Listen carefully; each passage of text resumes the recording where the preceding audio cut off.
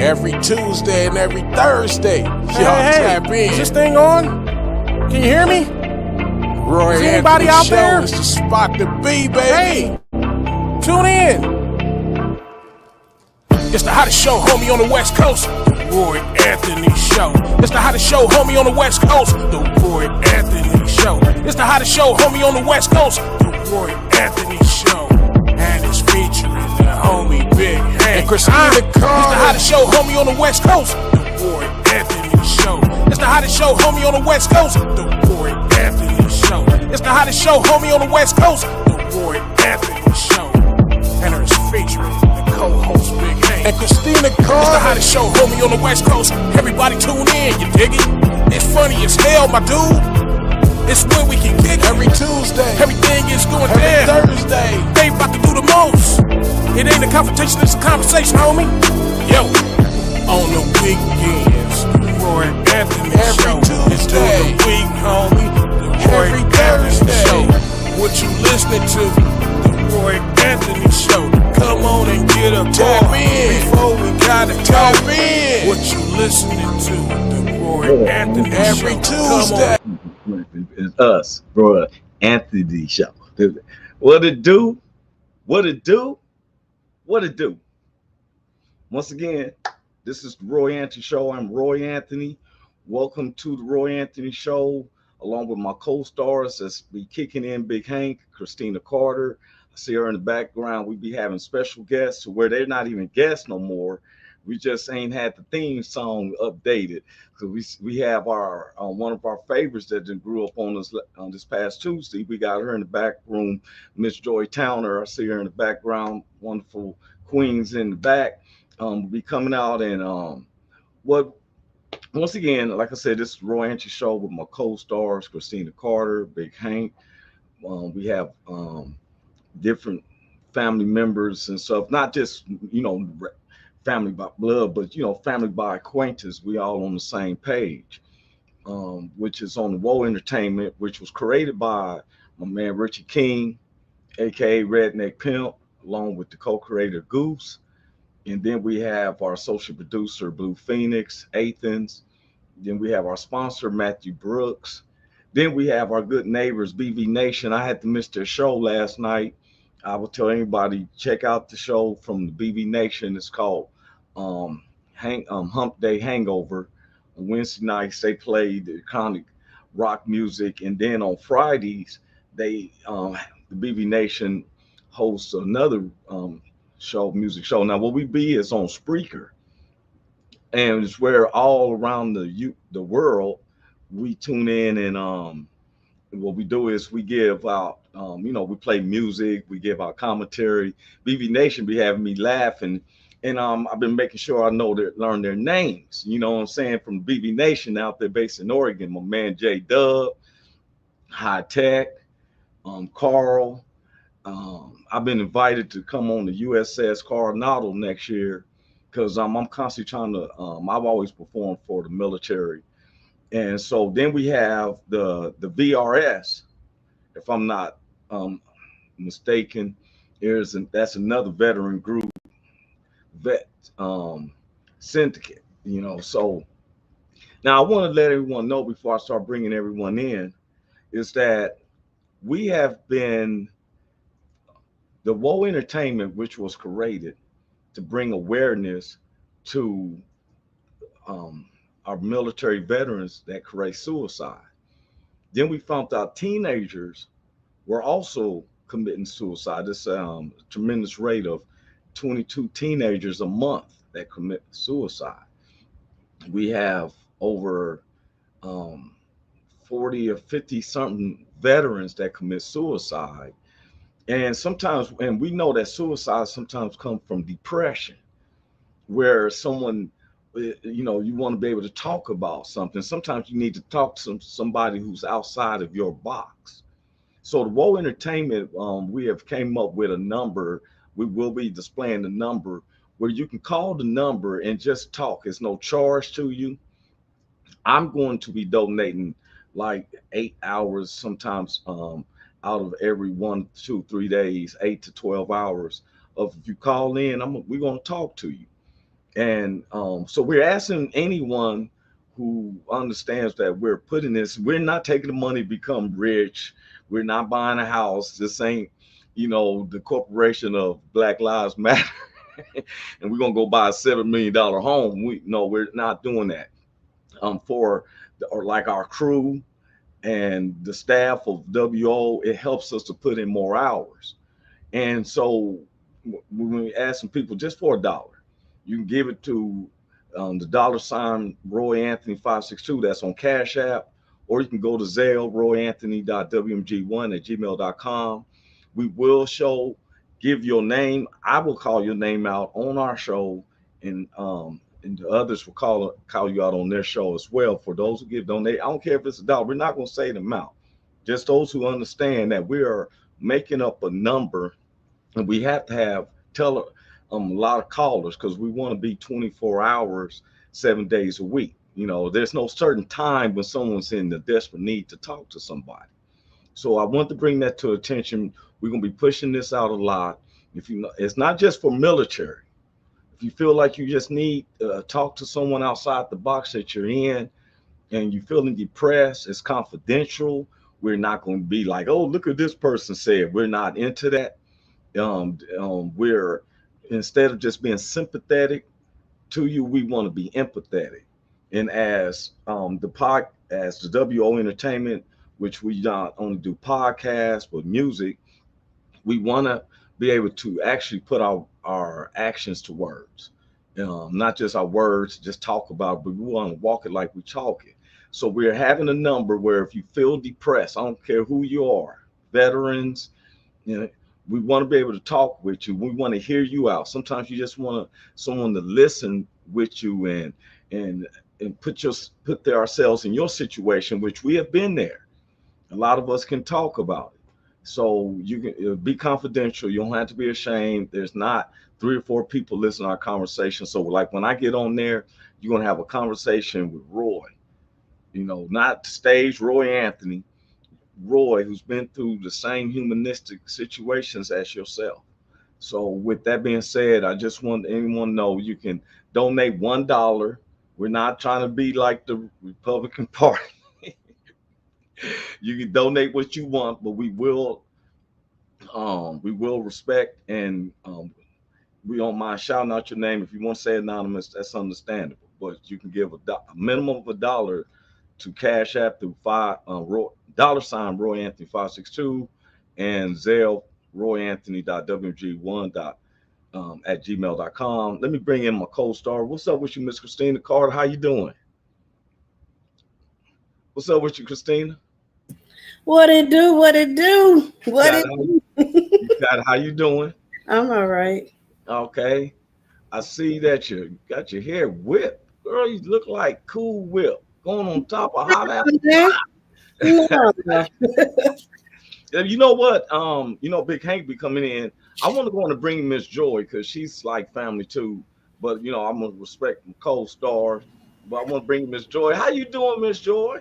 What it do, booze? How y'all be? Queen, what's up? How you doing, Sugarfoot? I'm Gucci. Right. I'm proud of. Is it a black lady thing today that we gonna pull our hair off our right ear and let it hang over our left ear? Yeah, it's a diva thing, It's a diva. Okay, thing. I feel you. I'm just asking. You know what I'm saying? It's a diva. When I be around somebody that I be like, hey, you ain't no real diva. Right. But we are. Covers. I see you enamored together. Yeah, that's right. Y'all looking good, looking very beautiful, queens. Thank very you. Beautiful. Thank you. We they said, how do we offer our time for the line? Well, somebody asked about that. As you know, as y'all heard me stating that. Okay, we and Christina knows, Miss Joy. A lot of people don't know is that our veterans who go out and fight these countries, these other wars and stuff. People don't even understand there's no wars to be going on. We just don't they don't put it out in the pub. But our veterans come back because they've been fighting tyranny to come back to the U.S. and facing the same situation. We have an alarming rate of veterans that commit suicide. some of it is coming from the post-traumatic stress that they're going through, coming back when you gotta kill, and now all of a sudden you gotta transform and just being a decent citizen. That could be a hard transition. Right. I've seen when I was a kid, I seen a dead body one time when I was a kid. It was smelling real bad. We thought it was a dead dog, and it was a dead person. And for about a week or two, that dead person was coming in my dreams and stuff. You know what I'm saying? He was just showing up and stuff. And my imagination put a voice to it, And so it was traumatic for a second, if that makes sense. Yeah. Where if someone has to live in this and they come back. So what we're doing is we're saying, we all had a meeting. Christina knows about the meeting.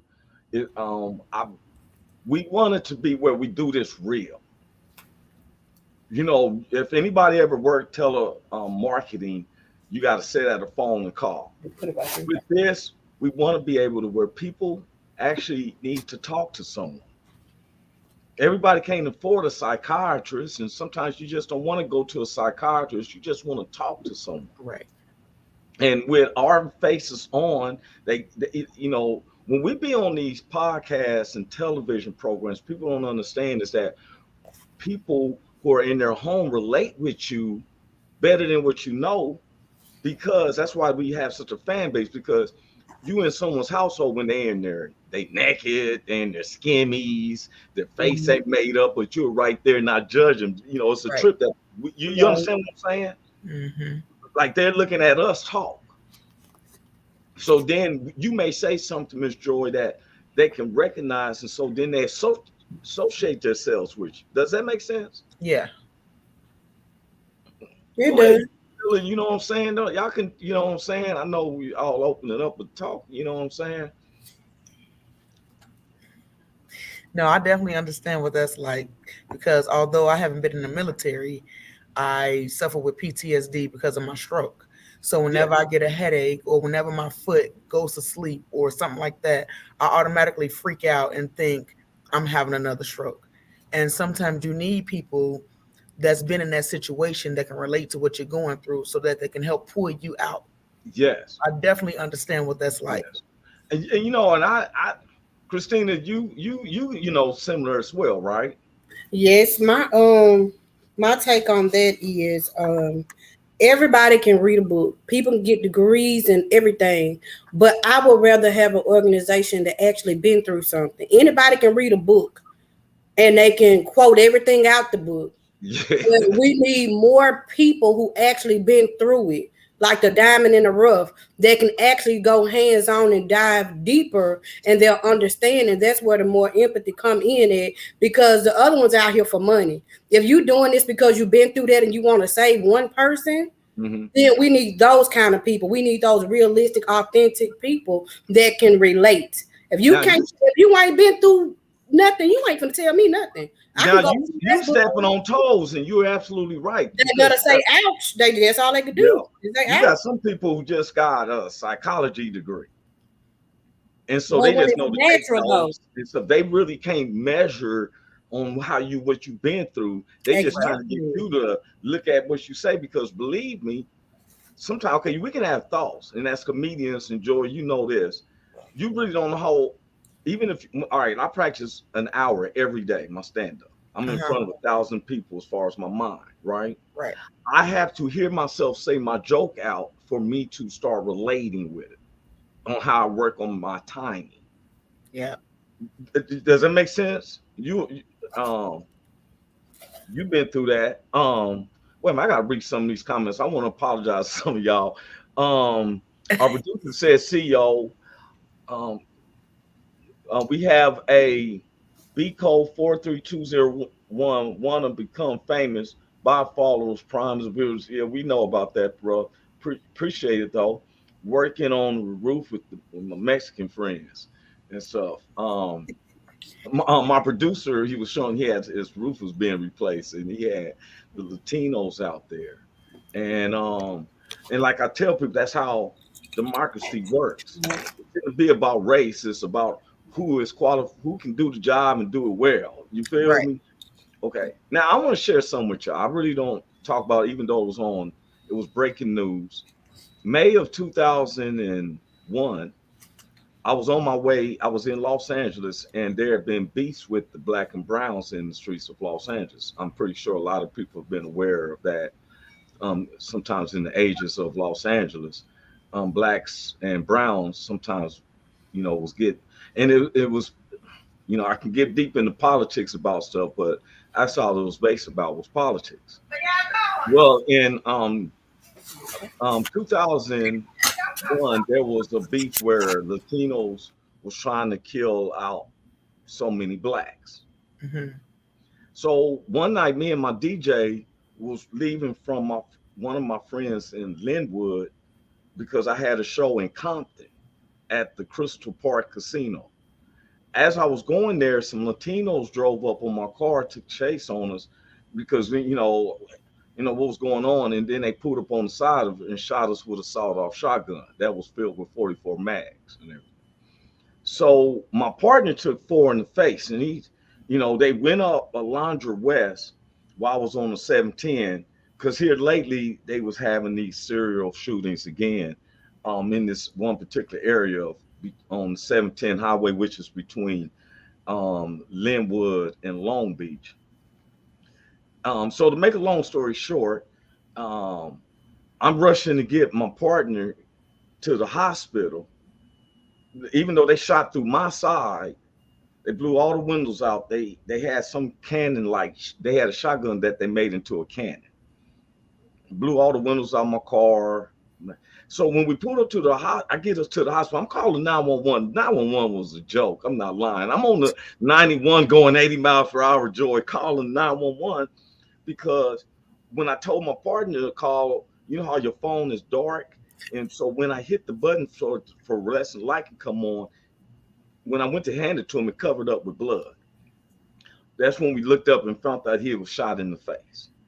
Wow. I never did. He was looking like Carrie at me. I turned and I was like, hey, just sit back. Now, in my comedy before this scenario, Joy, I would have been laughing that if I'd been shot, I'd been like, and all that, right? But a calmness took over me. So I'm driving. I told him, calm down. I'm driving 9 miles per hour. I called 911 to say, hey, we've been shot. Right. I'm telling them I'm going on 91. I'm going to take the South Street exit. I'm telling them I'm headed east. They're telling me, where's hospital? What? It got to the front. I've been trying to get those tapes because some people, the news people didn't want to release it to me because it was so controversial, because the dispatcher didn't know where I was headed. And I'm telling her. So I pull up, I finally get to Lakewood Hospital, which is off of South Street and Downey Avenue, and what they would consider the north side of Long Beach or Downey area, right? And so when I get to the hospital, I'm hitting the horns and stuff, my horn on emergency. But so to make a long story short, my partner, they were 4 in the face. I didn't know I got shot. I had 6 bullet holes in my back from 44 mags. They put me in this back room, didn't even treat me until 4:30 in the morning because all my people came in and they put me back in the back thinking that I should die. Because now the news people and everything's around my car. There's no way I lived through this. All these 44 mags. Them blew a smiley face into my door. It blew the window. Half the moon is like a smiley face on my door. Shit. The police, LAPD, come around my bed, and because it's breaking news, inspiring comedian shot on the freeway. LAPD come around my bed, actually crying. I mean, literally crying. Look, he said, sir, you're supposed to be dead. We're supposed to be trying to save your partner's life and stuff. And lucky I had what it was is I take old custom cars and try to rebamish them. And I had an 87 Crown Vic. Thank God it was metal, because if I had one of these new aluminum alloy cars, right, my chest is sitting out the passenger window. Now, why I brought that up is because that sounds horrific, right? It was after trying to get back in my car and drive. Because every time a car came up from my rearview mirror, and I can't see it, I started panicking. One time I started crying because I said I'm trying to get back into the world, because as I'm healing at home, I'll be looking out my window at my car, and I want to get in my car. It's full of gas and everything. Even though I got bullet holes, I still want to go somewhere. But when I would get in my car, I lie you not, the car's coming up behind me in the rearview mirror, I would find myself reliving what I just went through. You understand what I'm saying? It's real life. Yeah. So one day, one of my partners said, "Hey man, I be seeing you sit up in the room. Look, Joey, 3 weeks done went by." He said, "I'm gonna ride with you." I'm riding with him. Another partner of mine was playing a joke and came up on me, hitting his flashlights and stuff, and would come by my car, like where I couldn't see him in my rearview mirror. I started shaking so bad, I just pulled the car over to the side, and when the homie came over laughing, the other homie jumped on. He said, "Man, this is serious." It took me almost 2 months before I started out. To this day, when I'm on the freeway and somebody, if it's 4 lanes and it's 2 and somebody coming up like that, it makes me have that thought. Mm-hmm. Does it make sense? It makes, yes, 100% sense, because everybody who's been through something that's traumatic, it don't just go away. It don't just end because the situation is over. It replays in your head over and over again. If you don't have the right people to talk to, it eats away at you and it consumes your life. So it makes 100% sense. Yeah. And you know what? You know who was my therapist? Not just the stage, but the personal thing was the homies. I lied you not. Somebody else looking on the side would be thinking, "Oh, look at them thugs and stuff," right? They don't even understand someone's doing a therapeutic session.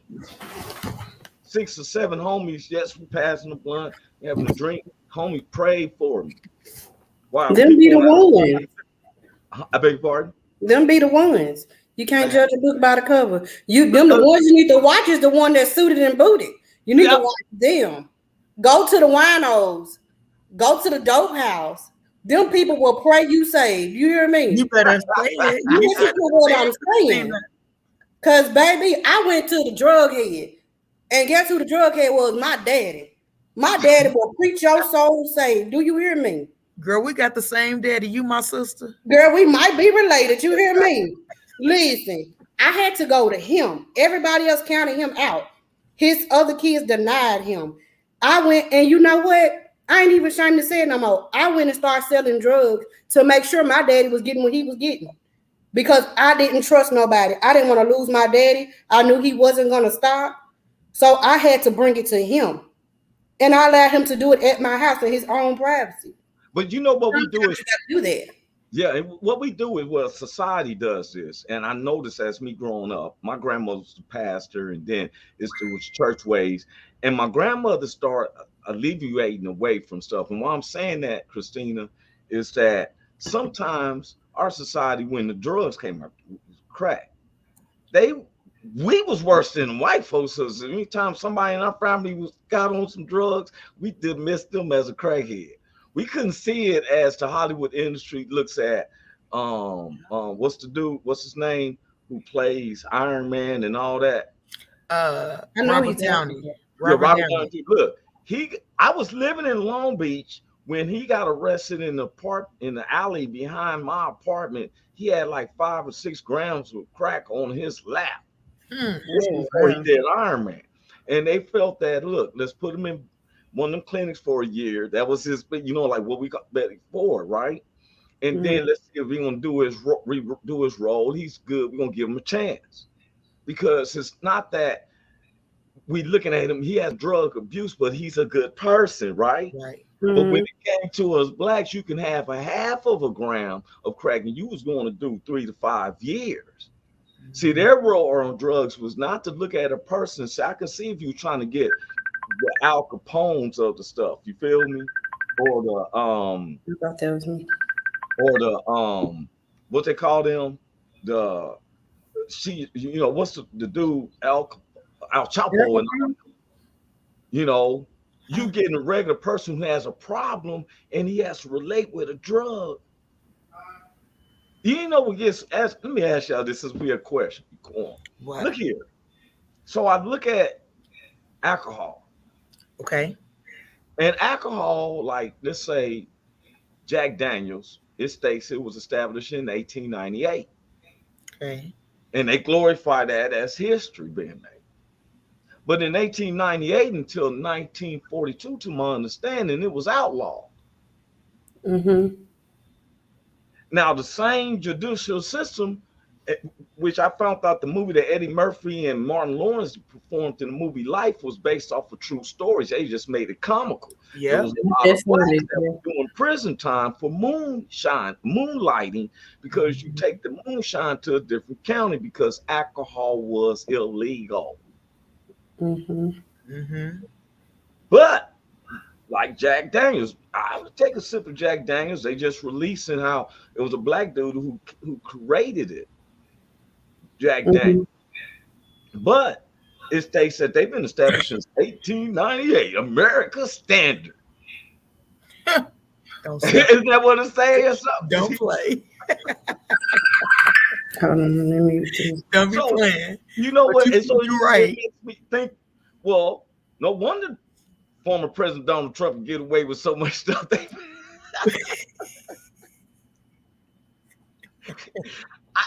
Look, I'm confused about what is broken, what's a law, broken law. It lets me know. Now, I'm not saying that all whites had this privilege, because redneck and them, they're white, and they don't have that type of privilege. Yeah, but like I know, laws are made for convenience. It is made for the convenience of them and what they want and what they need. And now, because all this crack that was so illegal is just now in medicine form. It's medical usage. Period. Because they just push that up and do the same damn thing. I had never seen so many little kids like 8 and 12. They used to be all hyped up and want to go run around the park. Now she too hyped, so little kids sitting back. Give them some Ritalin, and when you want to put them to sleep, what they give them? Melatonin. Yeah. Don't nobody have time to make kids no more. Yeah, I asked a lady, one of my coworkers, I'm a designer, and their child was just sitting up there, and I'm looking at the television like to see what he's looking at, because it had his intention. The TV ain't on. And he said, "Oh, his mom must have just gave him one of his medicines." I said, "What's wrong with him?" Right. So he's hyper. You mean to tell me it's convenient to give that baby some type of drug? They just put a label on it. Because they want to go outside and play and jump. Yeah. So I can go catch it. I want them to go do all that, to wear their ass out naturally so they can go to sleep. That's what I'm saying. Part. Yes. And people want to get mad at one of my aunties, because when her baby was teething, she would take some alcohol and on her finger and rub it on the baby's tongue, on the gums, and say, "I ain't giving that baby alcohol."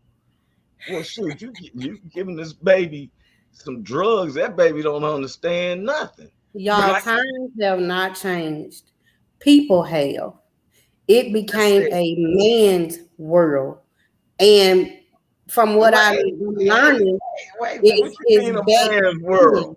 I don't think it's a man's world. It's a man's thing. What I mean by that is they go by what men say now. Because back in the day, the old folks didn't use all this medicine for high blood pressure and stuff. Everything was naturally grown and stuff like that. But they want to put a thing saying weed is illegal. I ain't seen nobody die from marijuana overdose. Well, see, you're hitting. That's what I'm saying. That's a good point, Christina. Because look here, and I was just talking about this. It's in my opinion, now. I'm with you on that one. Because just yesterday, I was talking about how blacks we have gotten soft. See, like you just said. Okay. Yes. When we was back there and had to eat a pig, now ask somebody nowadays, you eat chitlins? What? If you had to survive and have nothing else, you think who are going to eat guts? Usually you cut up the animal and put the guts out.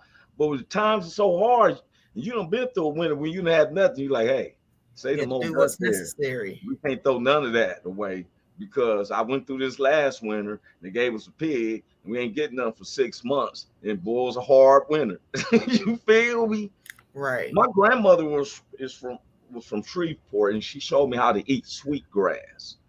Yeah. And stuff. And there's things you can eat from the grass and stuff that they learned how to eat.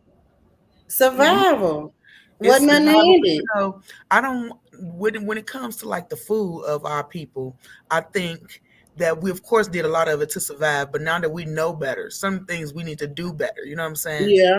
And we don't have to consume the same things of our ancestors because we watch what it did to them. They did it for survival, but it also killed them off. So now we got to do what's necessary. And But it killed them off because they got to all my grandparents and everybody in there lived to 98 to 102. I'm gonna tell you what my grandfather said. One of our aunties, what? great auntie, she was 92 when she died, and my grandfather at this time was 78, and he said we was all outside, the fellas, and I'm old enough now, like I'm a teenager, I'm like 14, 15, and he say, I don't know why they in there crying. She was 92 years old. She lived past the time God promised you. Promised you 78, right? Right. And he was 78. So when he died, he was 94. And I never get, me and my cousin, we was outside and all the homies come out, all Melford, we hitting Newports and passing a bottle around. I don't know, my grandfather. And they said, y'all ain't sad. And I said, man, my papa told us after 78, you living on other people's time. And stuff for real. That's what they say, yeah. I'm just saying is that they lived to an age where they was eating, like my grandmother used to have this Folgers can with grease that turned into like a white thing. She used to say lard. Yeah. And sometimes she put that on me if she ran out of lotion. Yeah, I grease my hair with it. Yeah, we shining like new money and slipping and sliding. He had a Hey, that can actually. I think they lived that long because of what they had to do to get their food. They like how we're able to go to the grocery store and just pick up something. They had to literally go out and get things and hunt. And when they came to cooking, you know what I mean? They had to grind and do things differently and use their hands and get that heart pumping. And I think that's kind of where we lacking at. Everybody just want to sit back and chill and want technology and everything else doing and act like because what our ancestors been through, we get the right to complain and not do what's necessary. And it's like, let's not use it as a cop-out. They went through what they went through for us, so we can work and do other things. Hello, world. I look at some people just like Christina was saying, the survivalists too, George, because I don't think some of them were just looking at, well, I hope my great grandkids don't have to go through this. They like, man, I'm trying to get this cold. I got to do what I got to do. You feel?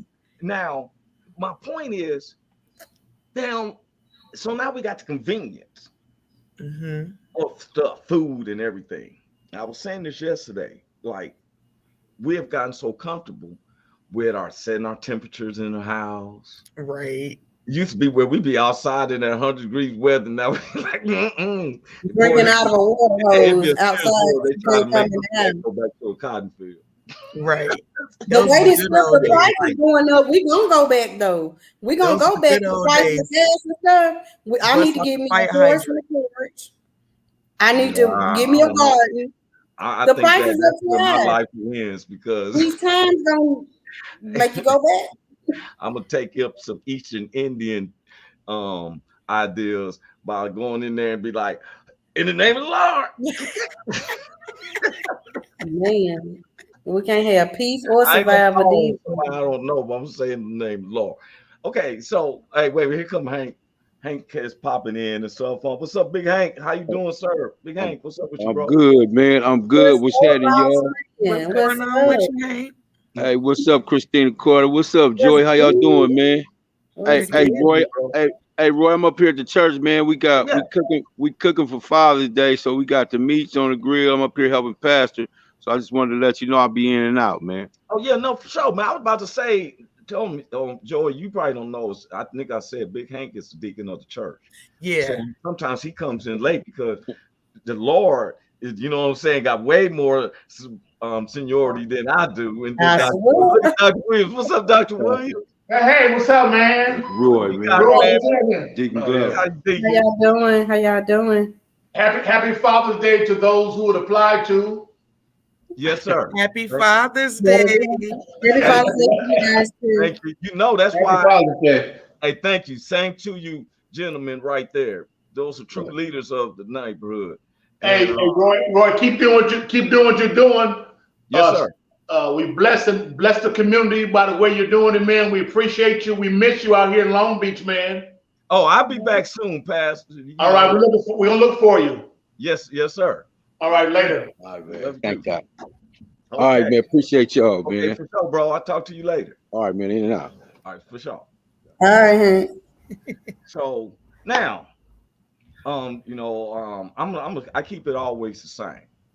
No matter how popular or famous or much money I get, one thing I know is that if I die, I can't take none of it with me. I don't want you cannot stand before God and say, Lord, I was bringing the Thriller. I brought the album of all albums. You know what I'm saying? Oh, before I go to this next topic, I want to say this. I'm gonna share something with you. Now, I'm spiritual. I'm not religious. I'm not a person who really goes to a lot of, go to churches and stuff. I pop up over at my that's St. Luke's Holy Baptist Church, which is in Westside Long Beach. And that's because he helps with the neighborhoods. And I like people with actions. And of all the places I've visited and been around, as you've noticed, me and Hank, we've been, and he gives us the room. Pastor and them ain't no joke. They help the neighborhood. That whole neighborhood is beautiful. Blacks, Latinos, whites living in harmony and stuff. You know what I'm saying? And I'm one day, y'all, take y'all all around where we go through and stuff. Represent Long Beach to the fullest, along with Cordero, Kansas. I was born in Long Beach. My mother moved to Kansas City, Kansas. I was a kid, so I had Cordero in Kansas City, Kansas, and Long Beach. I always tell people I never lived east of the Missouri River or west of the Pacific Ocean. But okay, are y'all familiar with this guy? I want to bring this brother up. Are y'all familiar with this guy? This brother, he rests in peace. His name was Kevin Samuels. Mm-mm. Are y'all familiar with Kevin Samuels? I heard of him, but I don't know too much about him. What about you, Joy? Joy, you on? I think Joy has. She gave a thumbs up. Oh, okay. She got it. She's at work. And so, Yeah. Okay. I was bringing Kevin Samuels up for a reason. It's because I had seen him one time on a podcast. I was just going through and he had me laughing. It was a piece on TikTok, and some big woman called in, and he was just being straight right honest with her because she had an attitude of that. Just because I'm big, look past that. And the way she was talking, and he broke it down to her. He's like, I can tell what you 5'2", weighing 300 some pounds, right? Well, I brought him up today because sometimes I pay attention to other people, and I'm noticing, you correct me too, Joy and Christina, that a lot of these comics has been arguing a lot lately. These legends of comedy and stuff are bickering all on social media, where I don't just do your stand-up. You standing relevant for, DL talking about this and that and Steve. Yeah. I feel like, man, I ain't never remember people like Richard Pryor having it out with Red Fox, and Paul Mooney, and you feel what I'm saying? Yeah. Now times is different. Yeah, and it's like, okay, are you? So I brought this up because for the past couple of days I've been watching Corey Holcomb's podcast. I'd have heard about him. I'm not gonna look at. Corey Holcomb is a professional comedian, but he is so raw, unadorned, straight calling it, you know, like it reminds me of like my cousins and them, like we together, and there's no filter. Oh, I love that. Yeah, I need Corey to. Holcomb ain't no filter at all. That might be my brother. So when I say no filter, people think I got a little cover, and I try to be where I listen, and I try to be like I can break it down from a hood way to an white engineer way, you know, either way. But Corey Holcomb has no filter, and I love him and TK Kirkland the way they do things because they have no filters. They come straight raw, but they're intelligent. You listen to Corey Holcomb, highly intelligent on this topic. So he was on Vivica Fox. He was talking about he not on the show. He was talking about Vivica Fox because Vivica Fox was happy that that my man died, that Kevin Samuels died. Huh? Yes, because Kevin Samuels was raw on the sisters. And he wasn't raw, he was just hardcore to where, let's say, for instance, there was remember the movie Precious? Yeah. And remember how I ain't talking about, the woman she is now, but the character that she played, right? Mm-hmm. Well, if that woman called in and being sassy and stuff like that, because you would think she'd be humble or whatever, or, you don't know. But what type of dude do she think that she's going to attract? Does it make sense? Now, it makes sense because I don't think y'all could see me with a woman looking like Precious. Let's say it like that. Could you see me with a woman looking like Precious?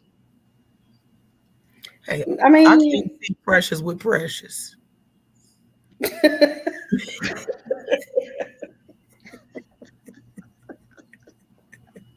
No comment. But it's somebody for everybody. But you see how y'all got quiet. You feel me? Now, if I was to say something like, man, how dare I would be with someone like Precious, y'all be like, boy, you better try to get what you can get. I'll be like, boy, get out how you live, but watch out now, try to breathe. But when I add this is them the kind that these men get tax season or with the winter time. They got a season for everything. It's tight, but it's right. They be getting them big men with them extra time talking about, well, we gonna play on the playground for the summer because he a big guy and it's tax season. Now everybody getting roses and shit because it's tax season. You know what I'm saying? I'm not. It's tight, but it's right. It's somebody for every season. You said they only come around April or May. She ain't lying. When they got the income. Anyone want a fat girl in the winter? They know what's up. But what got me is that Corey Holcomb came so hard on Vivica Fox. He came so hard on Vivica Fox. He said, so he had their face on it on the screen. And what he does is why he's breaking it down. I want people to understand this. When a comic is really coming at you like that, it's because you have basically bullied someone else who's not around to do it or don't have the confidence to do it. Mm-hmm. If I'm cool with you, then I'm gonna get them, like, you know what I'm saying? Corey Holcomb did not like how Vivica Fox laughed about Kevin Samuels since he died. Who does that anyway? That's crazy. Exactly. And he bagged on her. Oh my goodness, they got a clip on Corey. I tell anybody on YouTube, Corey Holcomb about Vivica Fox, because of the point is, either she's considering herself like, yes, I speak up for the sisters. Let's applaud that Kevin Samuels is dead. Y'all follow me. And I led that because that's what I see a lot of our comics. These legends, kings of comedy, you're not living up to the kings of stuff because you would think you still got some comedy coming. Right. Because of someone like me who's building up a kingdom coming to take your kingdom.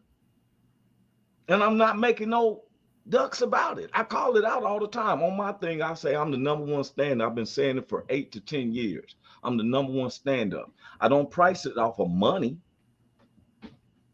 Let's go by with the audience.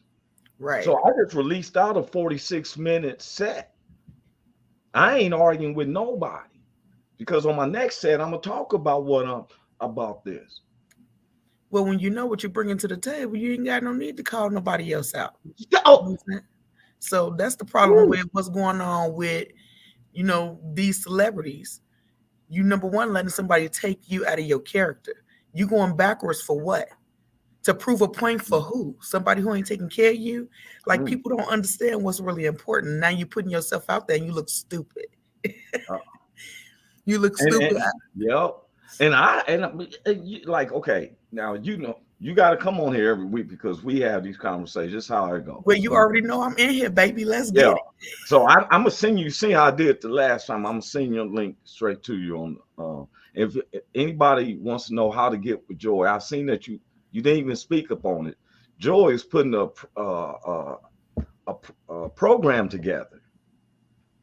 You want to speak on that? Go ahead. Let me see what you got to say first. Well, I seen it was a program I thought was about because being a stroke survivor. Mm-hmm. And I'm trying to go from the top of head because I didn't write it down because I always try to go by the memory. But you have where it's the initials to strokes in you or something like that. Strengthen you. Strengthen you. I didn't mean to say stroking you, Lord, forgive me. No, it's all good. I was for real.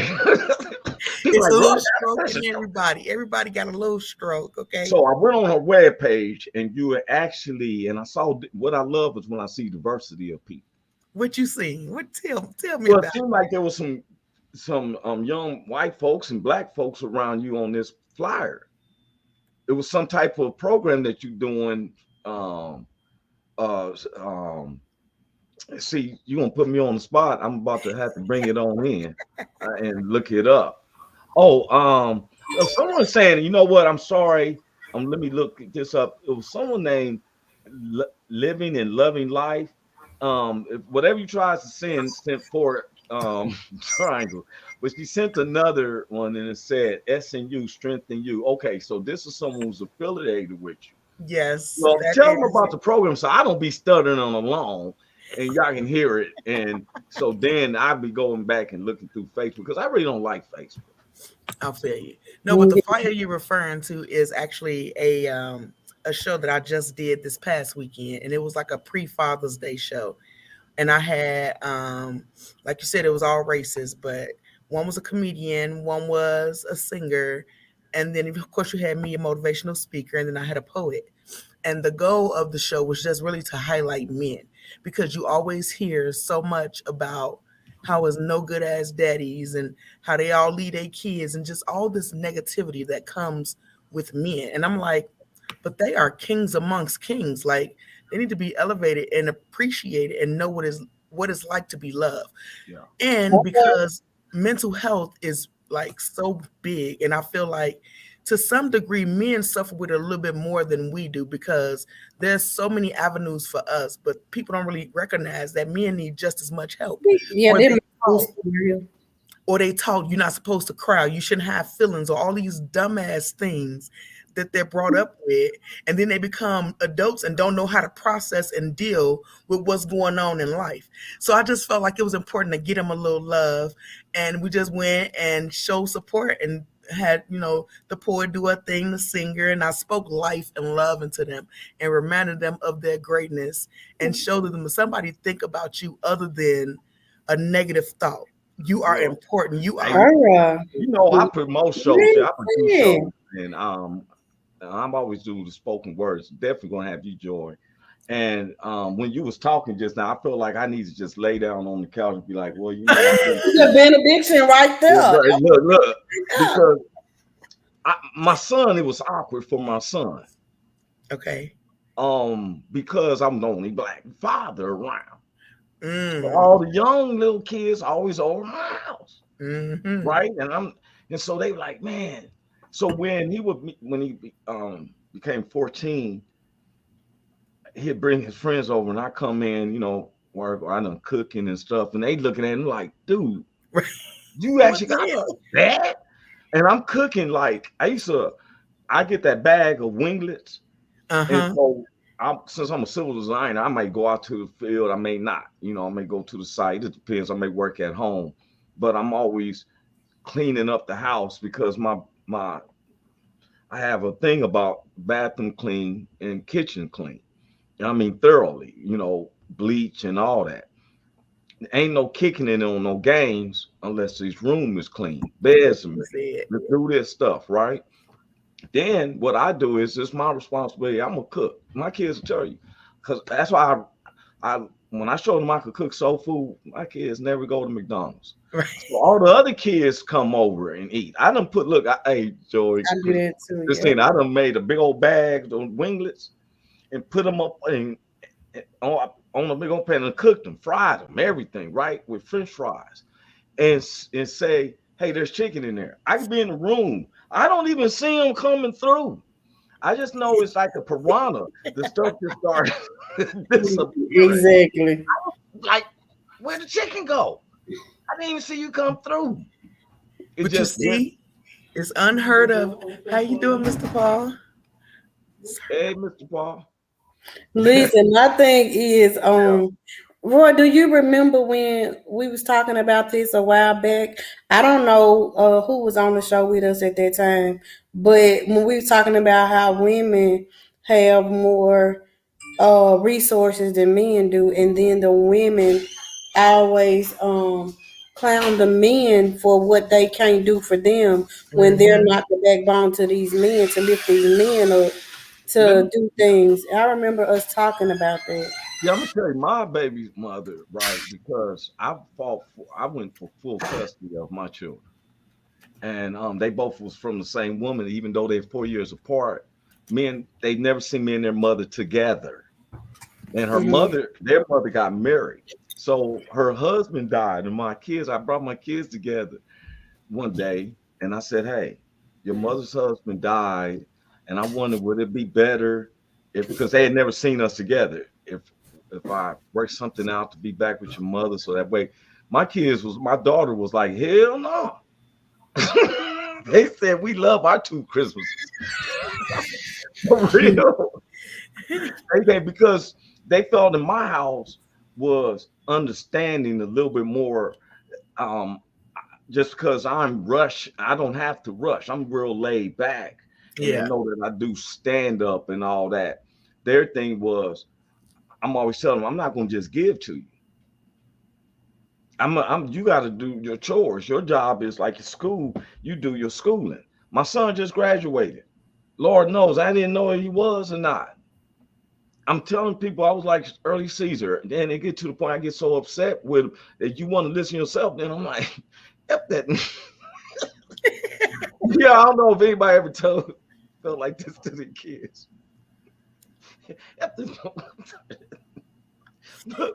People used to think I was so hard on my kids because that's kind of how I operate. You can't do nothing as far as a game, as far as playing, as far as any of that if your chores and your schoolwork ain't done, because that's your job. Exactly. Period. And everybody's like, you're so hard on them. Well, you got to remember, I'm raising kings, and they got to know what responsibility looks like. I got to hold them accountable. That thing don't exist anymore. Accountability has ran out the door, and I'm trying to get it back. Yeah, I be teaching the young boys, because all the young little fellas, even the dudes in their 20s, I always teach them first thing, a real man is responsible, right? I teach them that. Now you can hear it from my voice. Now women do have their ways of what they know how to push a man, but then it takes that man to tell them, because I used to tell them, look, I tell my son all the time, other men don't like dealing with men with emotions. That makes it seem like you part of that neighborhood. Right. You need to be a man up about it, because just like you can get a yes, there's to be a no. Another man don't want to hear, say, hey man, you do this for me. And he like this. Oh man, nobody don't. So my son tried to pull that off for me. He wanted to go out to this other spot, and it was Friday one day after school, and I had my own agenda. And I'm like, well, you're gonna have to wait, because I had my own thing set. And he did like this. Like, Wait a minute, man. You think just leave the beef? He's like, man, I'm not. You know what? I got so mad. I'm like, look here, Mom. I started cussing him out. I stopped the car in front. Get your ass out of my car, right? And he gonna try to leave his book bag. Now take this book bag. It's 100 degrees outside. You're gonna tell me you up sitting in my air conditioner, my car, out my car, right? So, so I go around the block. I go around the thing, right? I let him sweat about 5-10 minutes.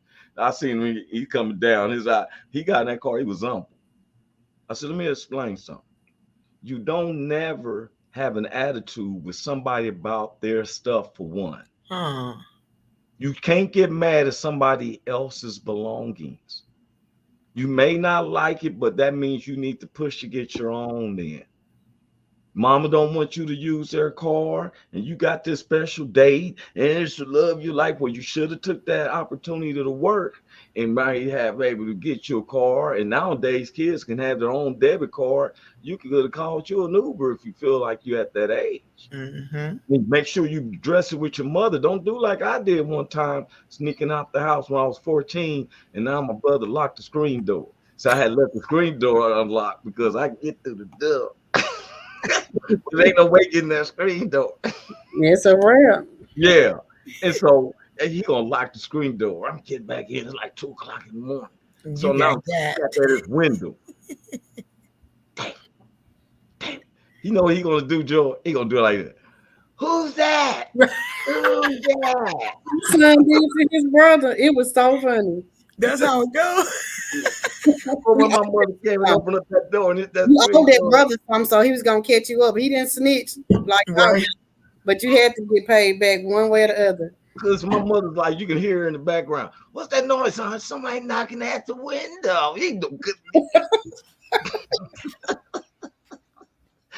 My mother came to that door.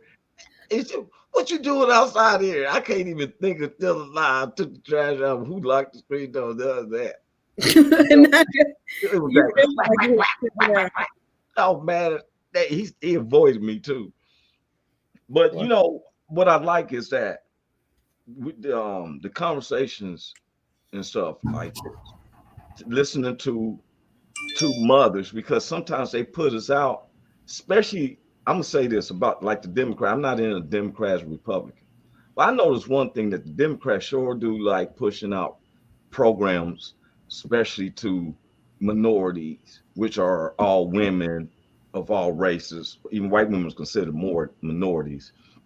Programs, especially the black mothers. Oh, we're going to help these single mothers, but it's the Democratic Party that creates so many private sanctioned prisons. They had these stories. Yeah, our dad was going to the store one day and he never came back because he got arrested. He's sitting in jail. You ain't lying though. I can't stand him because he makes me so sick. He didn't just leave in jail. They won't let him have a call. Right, but it's right. And that number may not answer. Guess what? You can. Most people got cell phones. How they supposed to call you on a cell phone collect? Right. Right. That's right. Cell phone. That's facts. For real. I seen the dude try to sneak a flip phone in his buttocks. And when he bent over, so the police just put the lamp in and flipped open and started ringing. I can't. No. I can't. I'm like, I can't. Look, here's the suspension muscle. They told me to jig them up with it. He probably started vibrating in his booty and he liked it. No, ma'am. No. I understand that my son would make a joke like they would ask him where his dad at. He said, from what I understand is he went to go get a jug of milk and never came back. That's what I'm saying. But guess why? Okay, let me explain. He actually got locked up though. Somebody got to explain something to me. So all the black men is missing, but the penal code, the penal system holds. They said they hold more black men in prison than all the time of slavery. Facts. Those are facts. Yeah. Those are facts. Those are facts. If a lot of you remember, for real, Where? How would the woman know to tell the guy if he was in jail? Most cats in the streets, I didn't know my partners' real names, and they was my partners. Icy Slim, Cool D. I never knew their real names. How many people you been knowing all your life and never really knew their real name? A bunch. I got family that I call them by their nickname all their life, and I don't know their damn name. You feel me? I'm Little Flip. Little Flip, my cousin. I didn't know he was what? Baby.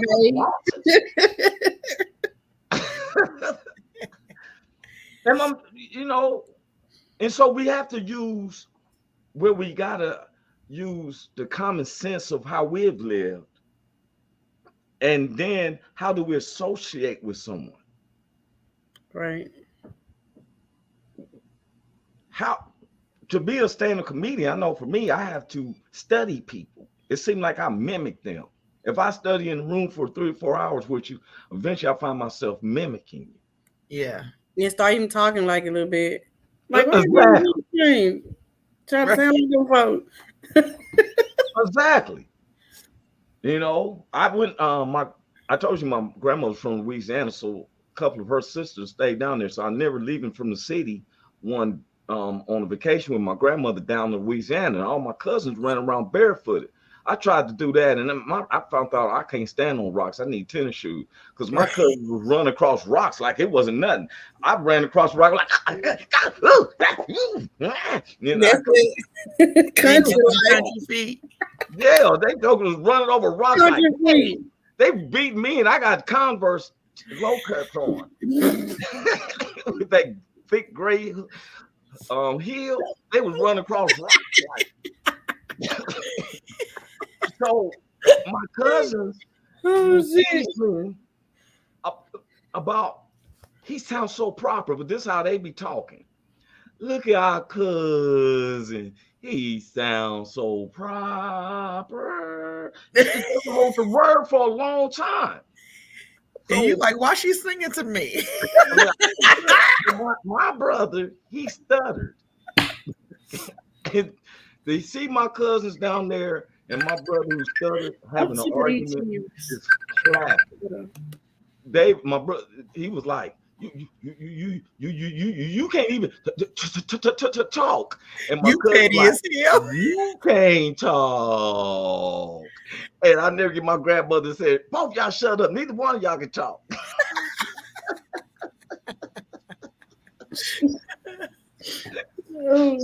That is funny. But we have to know each other. And see, sometimes, look, when I see people, I know if I had the power, I was going to bring up a subject where I'm going to wait for Tuesdays to bring about this replacement theory.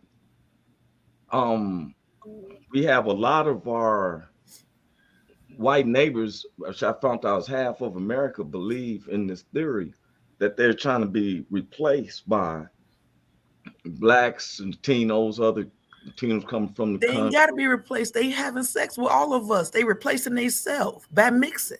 Yeah. Go ahead. Girl. Hello, somebody. I mean, like, let's be clear. Y'all keep jumping at everybody else's coaches. Hey, doing our business and Kool-Aid. Boy, you just said something, Joy, because you know what, y'all, I wasn't going to say this. I found something out this morning. What happened? You know the dude who created Star Wars, John Lucas? Uh-huh. He's married to a black woman. And she just became the first black woman who's half ownership of the Denver Broncos. When I seen her, she a black one. She like Cicely Tyson. Oh, she a blue-black. Yeah, she's blue-black. Ain't that questionable about my mama from Kansas and my dad from Ethiopia? It ain't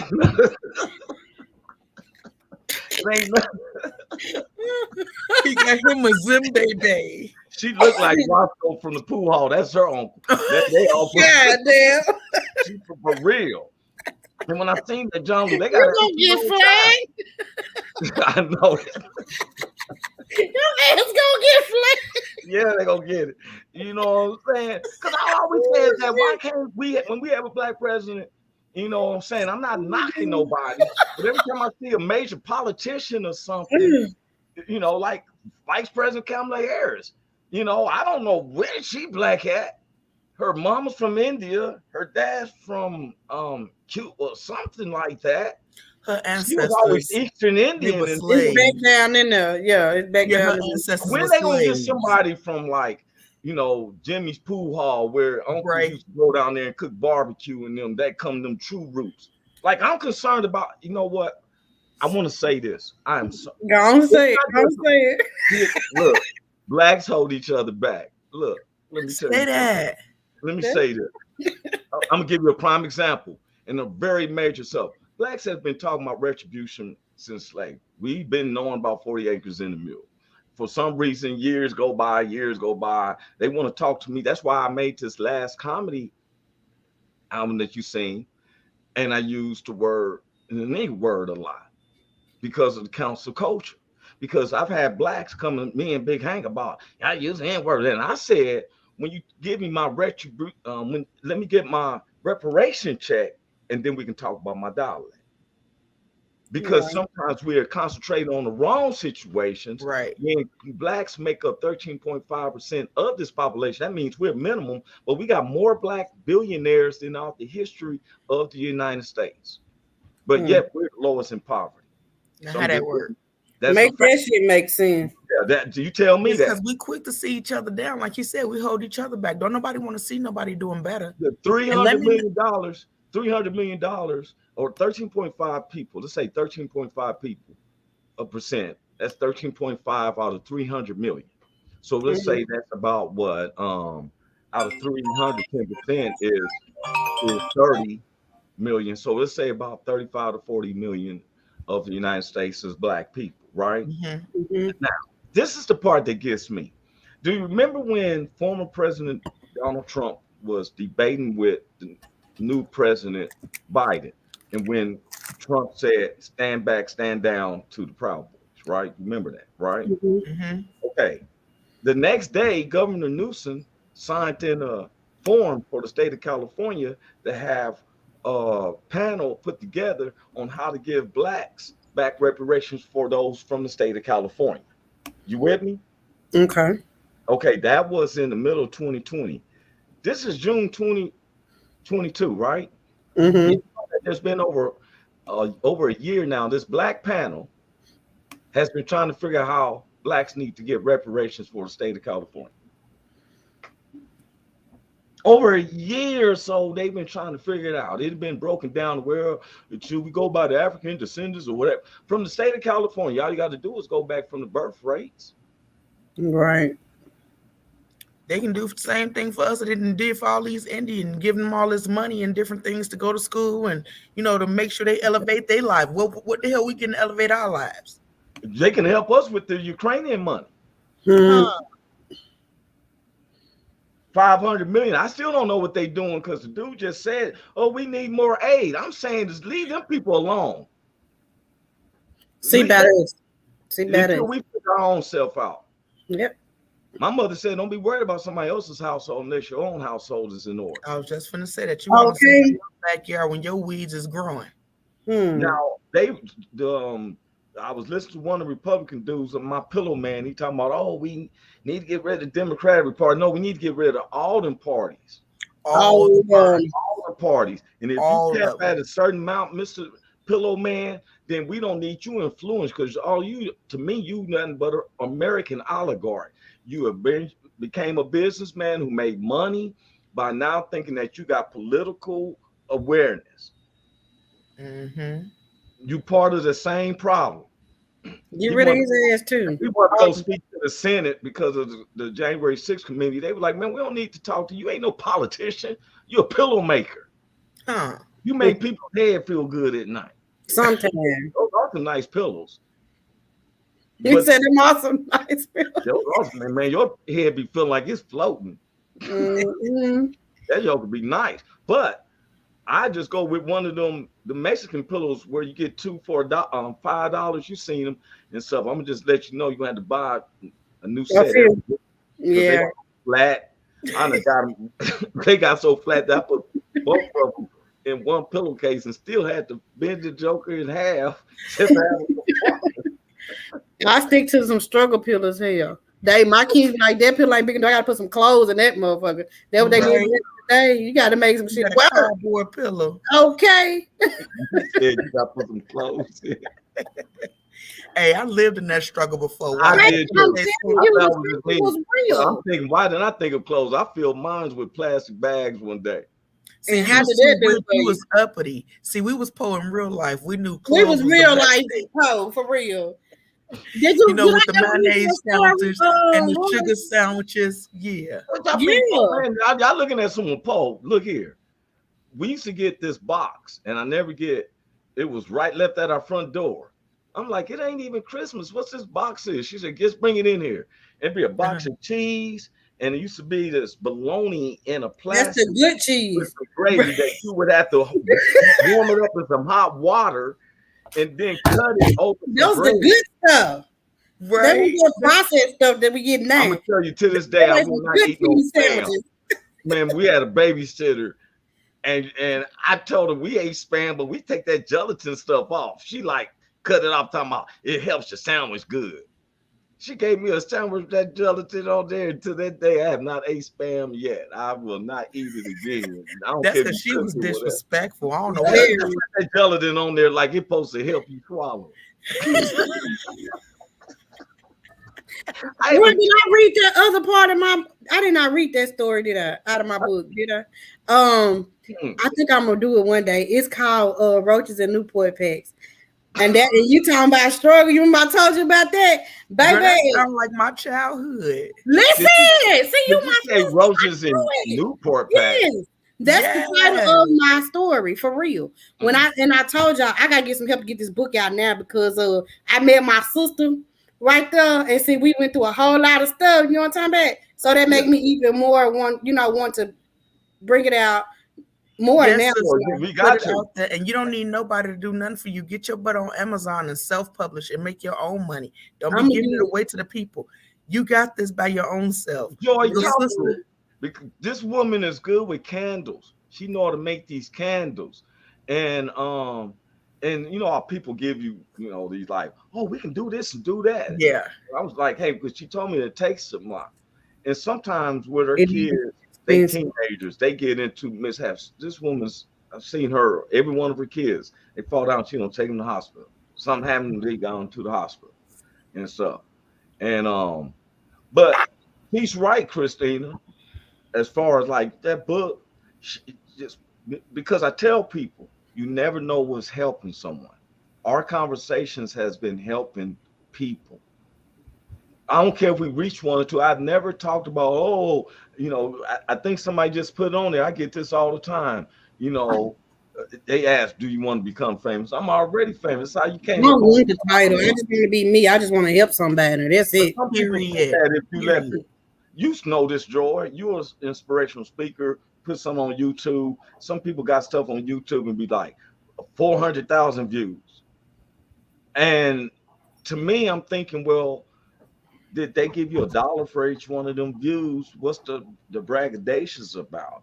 Because really, I don't know if that means people. They got these machines. You can count. You can do that. It's on Instagram to boost up a video. I want to see what it costs. And so since I paid this $25, it took me up to 1,500 people watched it just like that. See, I don't like that the numbers. My thing is, I came here to serve. I came in here by myself without all this extra stuff. We're gonna leave here in a box by ourselves, regardless. All this stuff that you want to get just to claim fame, you can't take none of that shit with you. I don't want no titles. I don't want nothing. None of that gonna be on your tombstone. Well, that's my sister, y'all. My sister not speaking for me.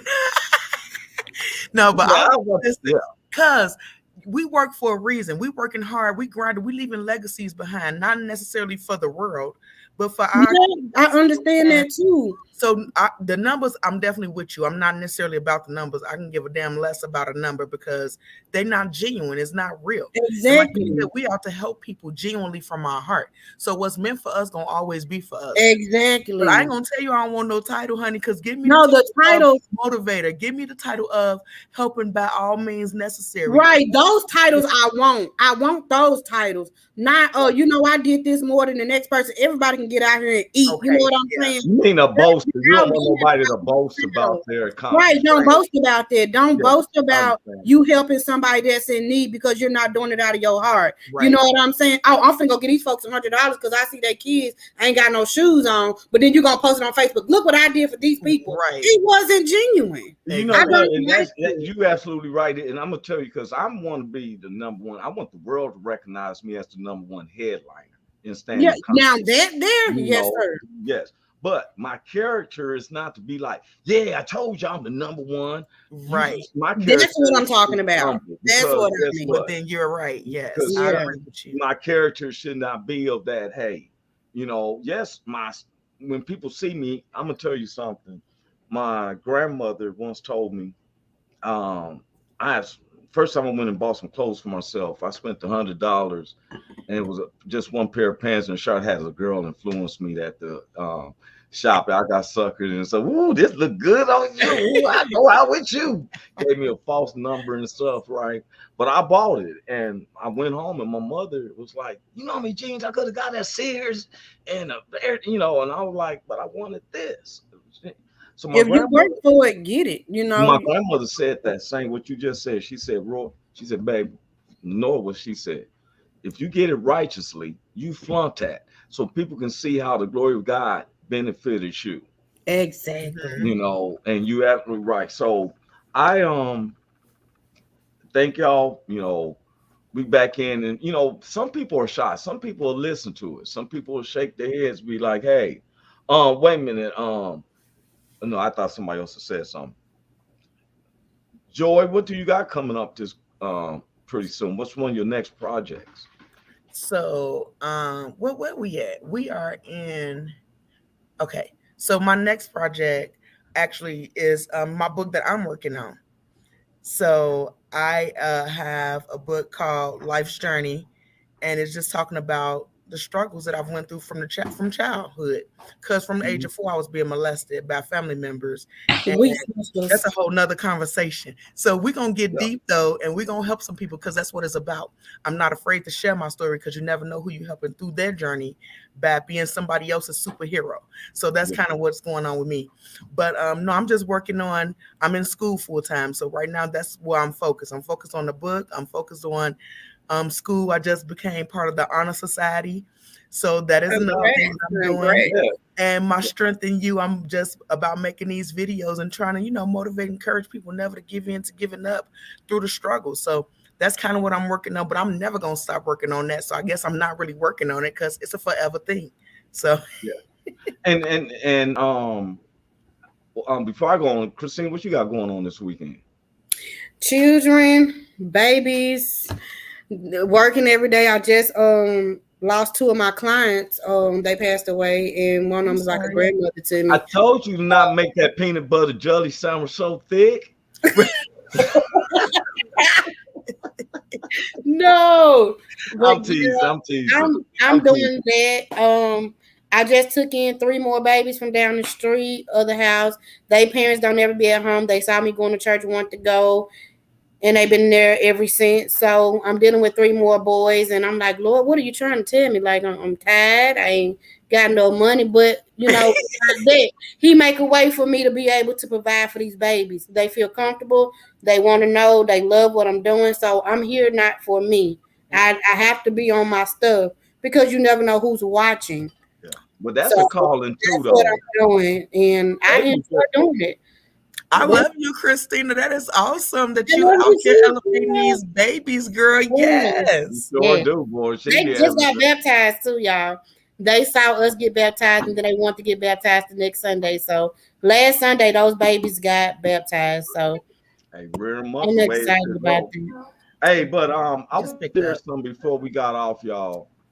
Last night, I was gonna say this earlier, but last night and I'm not a person who grasps my Bible and always read, because I've read and I feel like he said, if I don't know every scripture, I do know that to love the Lord, my God, with my heart, soul, and mind, and all my strength, to love my neighbors, I love myself. And it was told that that covers all of it. But last night, God kept hitting me in my head. I got something for you to read. So what I do is I take my Bible when it does hit me, and I just say, Lord, what is it that you want me to read? And open it up. Boy, it was like it was straight to me. And I tell anybody else, read the 2 Timothy 3rd chapter. It breaks down what type of characters, personality that God doesn't like. And it was deep. It's a lot. It's not just your basic set, it breaks it down, but then he tells those ones that has visions. Remember, we were just saying too, see, I don't like that. You know how to make God laugh? Tell him your plan. That is that God gives us the thoughts. He said, I knew you before you was born. When did he say that? That's somebody else who done tried to tell somebody, stop having a vision, just follow what I'm doing. Because we got a plan for you. You said that's why there's more divorces happening in the black church, in black families. More divorces happen in the black churches. You know that, right? 80% of divorces happen in the black churches. So that goes with the leadership, because anytime, and I'm going to end it with this, about when you hear the book Malachi, every time you hear the book of Malachi, even if you don't know the book of Malachi, somebody's expressing, oh, well, the man robbed God. They do all this. Well, it robbed God and this and that, and tithes and offering. So when I hear that, and I let them go through their little whippoorwill, then I say, do you believe God is a God of order? Did this brother just ask me? Like brother's this? I let him get that hoop brought out. Okay. So we got those two established. You totally agree. I said, okay, so now there's something wrong with the foundation and the fundamental teachings of the church, because every time we bring up Malachi, we got people feeling nervous and guilty and afraid, making them think that they robbed God. For one, that is the wrong output. That is the minister pushing out the responsibility to the people, because the minister is the one over the tithes and the offering. He's the one who's been robbing God. That's what it says. We don't have control of that. But the second thing is that in the book of Malachi, the first chapter says, God hates divorce in big letters. But we don't teach the socialization of where I've seen women say, I'm going to church, and husband's like, hey, I need you here. And she got, well, my pastor need. And now all of a sudden, and the pastor then tells, hey, well, you know what, you're doing the Lord's work, and we need you here and all that stuff. No, dog, that's not how the word of God, because you just put it in there. It says, hey, once that man, that woman, they become as one. Period. Nothing else behind it. Period. Marry us. You do not have no say so in this. Facts. So then that's why, for real. So then when the man said, okay, oh, he cheated on me. No, you felt that the pastor had no benefit. Right. Every time he say fraud. You're not married to the pastor. There ain't no such thing like that. That was established for him. That's what's going on. Yeah. Guidance and stuff, for real. Anyone can teach. And when they had the tabernacle, anybody can come up there if they felt compelled to read the scripture and give their opinions. If you did an open thing like that, not too many people gonna go up there and try to preach. We're gonna ask 2 people to come up and see if you can say a word and say something to God. Ain't nobody looking around, and then somebody get up, they know what they got to say. They'll go down. You feel me? Mm-hmm. This is what we teach. Right. How do we teach the masses of people? Through the churches. We have to understand where we get our main leadership from. Where do we get our every podcast has just been picking up, but we get a lot of it from when the family members wants to get together. We want to have together, and we want to spend some time together. Well, girl, when you come to the church, I've seen people telling like their pastor can heal this person going through something. I just lost my brother. My brother, sister-in-law, 2 kids. This woman, well, you need to see my pastor. You so damn funny. Stop with the accent. I told you. I just said the voice changes to mimic people. You know, you come over here, our pastor down. You know good. Our pastor will show you so much love. He ain't healed nobody. I met this one lady's pastor. I mean, her minister. Look, I can share something with you, but that's time to draw. Lady, got me crying. I minister so and so. He this and that and this and that. So when I go to meet him, I'm like, oh, Little John, what's up with you? What you doing? I'm like, yeah, boy. I be bringing people to the Lord.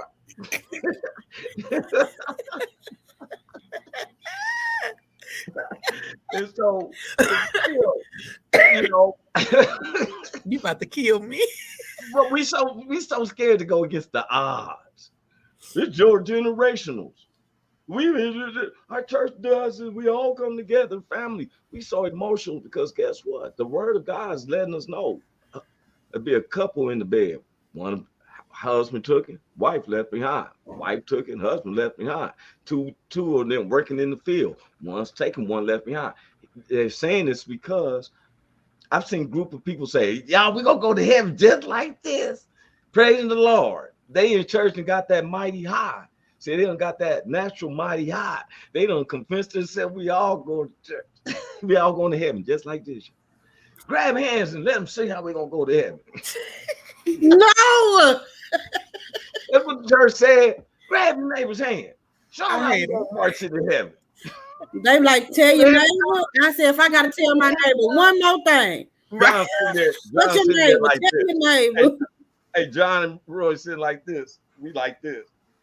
Grab him if you're going to heaven. John, you don't want to go to heaven? They ain't said nothing to Roy. They're like, we ain't paying attention to Roy. We know where you going, nigga.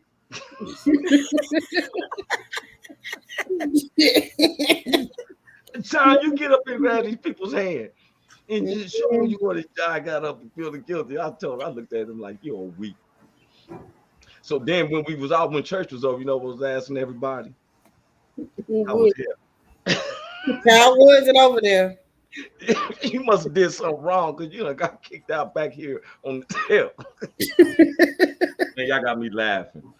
All right, Joy, Miss Christina. I'm gonna see y'all Tuesday. All right. All right, y'all get ready for this turn up on Tuesday because we about to have some more fun. Okay, baby, I'm ready. All right, God bless. All right. Have a good day. Tuesday and every Thursday. Y'all tap in. Is this thing on? Can you hear me? Roy Is anybody Anthony out Show there? is the spot to be, baby. Hey, tune in.